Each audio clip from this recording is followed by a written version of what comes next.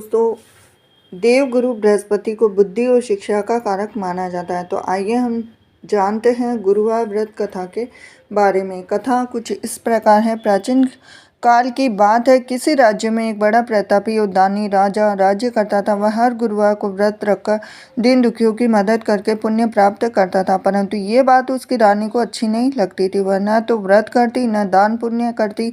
इतना ही नहीं, वह राजा को भी ऐसा करने से मना करती थी। एक समय की बात है कि राजा शिकार खेलने के लिए वन गए और घर पर रानी और दासी थी। उसी समय गुरु बृहस्पति देव साधु का रूप धारण कर राजा के दरवाजे पर भिक्षा मांगने आए। साधु ने जब रानी से भिक्षा मांगी तो वह कहने लगी कि हे साधु महाराज, मैं इस दान और पुण्य से तंग आ गई हूँ। आप कोई ऐसा उपाय बताएं जिससे कि सारा धन नष्ट हो जाए और मैं आराम से रह सकूं। इतना सुनकर बृहस्पति देव ने कहा कि हे देवी, तुम बड़ी विचित्र हो। संतान धन से कोई दुखी होता है? अगर अधिक धन है तो शुभ कार्यों में लगाओ, कुंवारी कन्याओं का विवाह कराओ, विद्यालय और बाग बगीचे का निर्माण कराओ, जिससे तुम्हारे दोनों लोग सुधरें। परंतु साधु की इन बातों से रानी को खुशी नहीं हुई। उसने कहा कि मुझे ऐसे धन की आवश्यकता नहीं जिससे मैं दान दूं, जिसे संभालने में मेरा सारा समय नष्ट हो जाए। तब साधु ने कहा, अगर तुम्हारी ऐसी इच्छा है तो मैं जैसा तुम्हें बताता हूँ तुम वैसा ही करना। गुरुवार के दिन तुम घर को गोबर से लीपना और अपने बालों को पीली मिट्टी से धोना। राजा ने हजामत बनाने को कहना और भोजन में मांस मदिरा का प्रयोग करना। कपड़े धोबी के यहाँ धुलवाने देना और इस प्रकार 7 बृहस्पतिवार करने से तुम्हारा समस्त धन नष्ट हो जाएगा। इतना कहकर साधु के रूप में बृहस्पति देव अंतर्ध्यान हो गए और साधु के अनुसार कई बातों को पूरा करते हुए रानी को केवल 3 बृहस्पतिवार ही बीते थे कि उसकी समस्त धन संपत्ति नष्ट हो गई। भोजन के लिए राजा का परिवार तरसने लगा।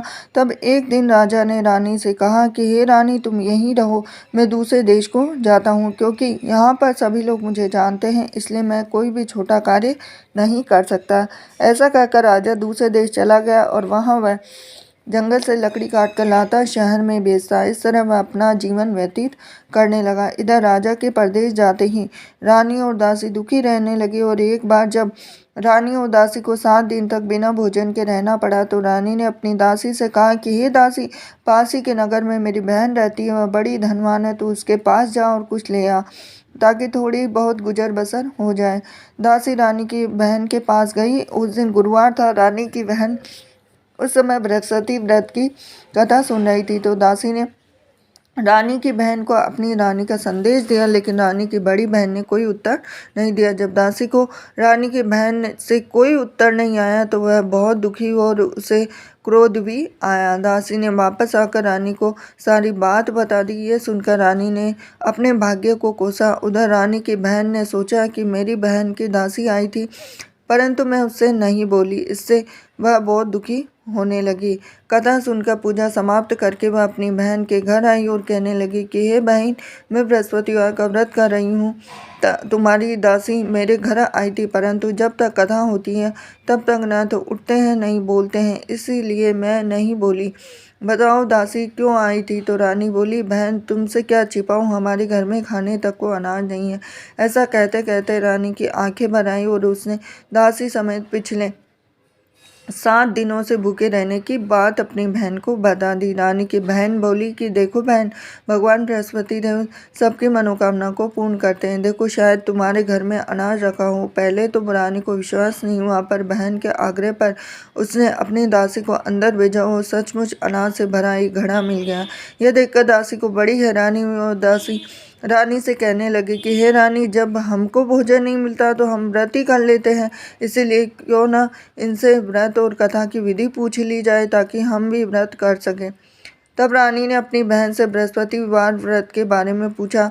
उसकी बहन ने बताया कि बृहस्पतिवार के व्रत में चने की दाल, मुनक्का, केले की जड़ में अर्पित करें तथा दीपक जलाएं, व्रत कथा सुने, पीला भोजन ही करें। इससे बृहस्पति देव और भगवान विष्णु प्रसन्न होते हैं। व्रत और पूजा की विधि बताकर रानी की बहन अपने घर को लौट गई। 7 दिन के बाद जब गुरुवार आया तो रानी और दासी ने व्रत रखा। वह गुड़साल में जाकर चना और गुड़ लेकर आई, फिर उससे केले की जड़ तथा विष्णु भगवान की पूजा की। अब पीला भोजन की चिंता को लेकर दोनों दुखी हो चुकी।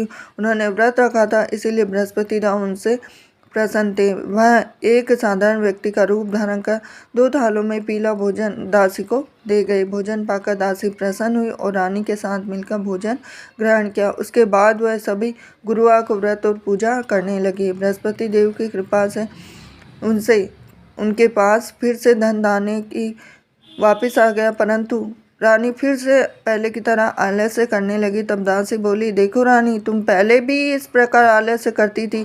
तुम्हें धन रखने में कष्ट होता था, इस कारण सभी धन नष्ट हो गया। अब जब देव बृहस्पति की कृपा से धन मिला है तो तुम्हें फिर से आलस्य होने लगा है। रानी को समझाते हुए दासी कहती कि बड़ी मुसीबतों के बाद हमने ये धन पाया है, इसलिए हमें दान पुण्य करना चाहिए, भूखों को भोजन कराना चाहिए, धन को शुभ कार्यों में खर्च करना चाहिए, जिससे तुम्हारे कुल का यश बढ़ेगा, स्वर्ग की प्राप्ति होगी, पितृ प्रसन्न होंगे। दासी की बात मानकर रानी अपना धन शुभ कार्यों में खर्च करने लगी। इससे पूरे नगर में उसका यश बढ़ने लगा। बृहस्पतिवार व्रत कथा के बाद श्रद्धा के साथ आरती की जानी चाहिए। इसके बाद प्रसाद बांटकर उसे ग्रहण करना चाहिए। थी आज की बृहस्पतिवार की व्रत कथा। हरे कृष्णा।